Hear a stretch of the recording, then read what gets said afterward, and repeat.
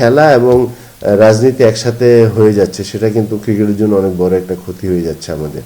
কারণ ক্রিকেটে যদি আপনি ভালো করতে চান, ইন্ডিয়ার সাপোর্ট তো আপনার লাগবেই।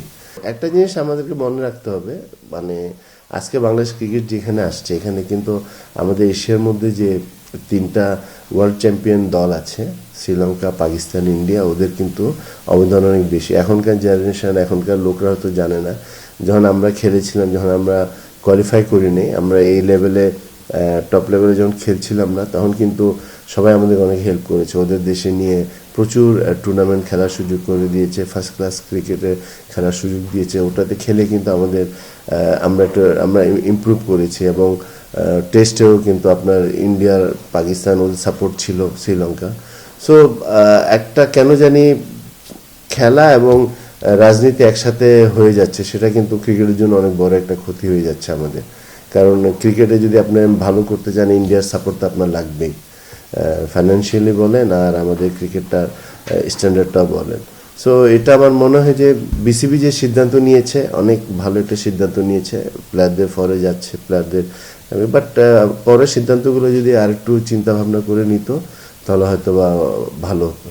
দেখেন, আপনি আইসিসি কোনো মেরুদণ্ড নেই, এটা আপনারা খুব ভালোভাবে জানেন। আপনি যদি ফিফা এবং আইসিসির সাথে যদি কম্পেয়ার করেন, আকাশ পাতাল তফাৎ। ফিফা আপনার কোনটা আর্জেন্টিনা, কোনটা ব্রাজিল, কোনটা বাংলাদেশ, ওরা চিন্তা করে না, নিয়ম সবার জন্য সমান। কিন্তু আইসিসিতে এই জিনিসটা নাই। আইসিসি মনে করেন একটা দুইটা টিমের উপর অনেক বায়াসড, এটা আপনারা সবাই জানেন। এটা সো আমার মনে হয় যে ওর চেয়ে বেটার হবে যদি বিসিসিআই সাথে যদি আমরা আন্ডারস্ট্যান্ডিংয়ে যদি আমরা কথাবার্তা যাই, তাহলে এটা পজিটিভ দিক যাবে। আদারওয়াইজ আমার মনে হয় যে আপনার একটু ডিফিকাল্ট হয়ে যাবে। আইসিসি মনে করেন যে এই জিনিসটা হয়তো দিতে পারে, এটা হওয়ার সম্ভাবনা অনেক বেশি, যে আমরা হয়তো কলকাতায় খেলছি না, আমরা ইন্ডিয়া না খেলে আমরা অন্য দেশে, একটা সুযোগ তো আছে। এটা তো না যে আপনার যে অন্য একটা দেশে আমরা ভেন্যু পছন্দ করলাম, তারপর বললাম যে আমাদেরকে ওখানে দাও, এটা না। আমরা তো খুব ভালো একটা অবস্থান আছে, শ্রীলঙ্কাতে খেলা হচ্ছে, সেখানে পাকিস্তান খেলবে, তো সেখানে মনে করেন বাংলাদেশ খেললো, এটা তো আহামরি কোনো সমস্যা হবে না। এটা পজিটিভ হওয়ার সম্ভাবনা অনেক বেশি। বাট তারপরেও কিন্তু ইন্ডিয়ার সাথে আমাদের ক্রিকেটিং সম্পর্কটা কিন্তু বজায় রাখাটা ভেরি ইম্পর্টেন্ট। ক্রিকেট যদি আপনি ডেভেলপ করতে চান, ক্রিকেট বোর্ড ফাইন্যান্সিয়ালি যদি আপনি মানে হেলদি হতে চান, তাহলে কিন্তু আপনাকে ইন্ডিয়ার সাপোর্টটা লাগবে। সো মানে আমি মনে প্রায় না as a x captain, as a cricket player হিসেবে চাই না যে ইন্ডিয়া বোর্ডের সাথে, বাংলা ক্রিকেট বোর্ডের সাথে কোনো নেগেটিভ কোনো রোল প্লে করুক আর কি একজনের সাথে।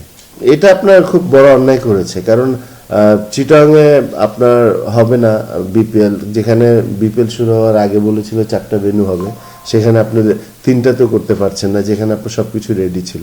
বাট একটা জিনিস মনে রাখা উচিত, আপনার চিটাং থেকে কিন্তু প্রচুর ভালো ভালো ক্রিকেট প্লেয়ার আসছে। আপনি দেখেন, নান্নু ভাই ছিল, নোবেল ভাই ছিল, মাসুম ভাই ছিল, শহীদ ভাই ছিল, তামিম, নাফিস, আফতাব, নাজিম।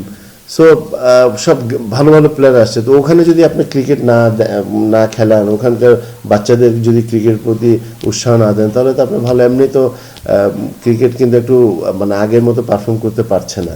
তখন এইসব যদি করেন তাহলে হবে না। আর চিরাঙে তো আপনার সব ফ্যাসিলিটিস আছে, আপনার 5 স্টার হোটেল আছে, প্র্যাকটিসের প্রচুর মাঠ আছে, স্টেডিয়াম আছে, ভালো দর্শক আছে আমাদের চিরাঙে। আপনার টেস্ট আমরা প্রথম জিতেছি সেখানে চিটাং নিজের অর্থায়নে আপনার মাঠটা তৈরি করে আমাদের ওই যে টেস্টটা হয়েছিল, আমার মনে আছে, ওয়ার্ল্ড কাপ ইংল্যান্ডকে হারিয়েছি, T20 আমরা ওখান থেকে শুরু করেছি। সো এই কালচার তো একটা আছেই। তো আমি জানি না এটা কেমন হলো, এবং বিশেষ করে আমাদের যে 2জন ডাইরেক্টর আছেন, ওনাদের কিন্তু এটাতে একটা ভালো আশা করেছিলাম, ওনারা একটা ভালো রোল প্লে করবে, বাট ওনারা কিছুই করতে পারেন। এটা খুবই হতাশাজনক, কেননা প্রচুর আসে, মনে করেন যে আমি, সো এগুলো কিছু বলা যায় না।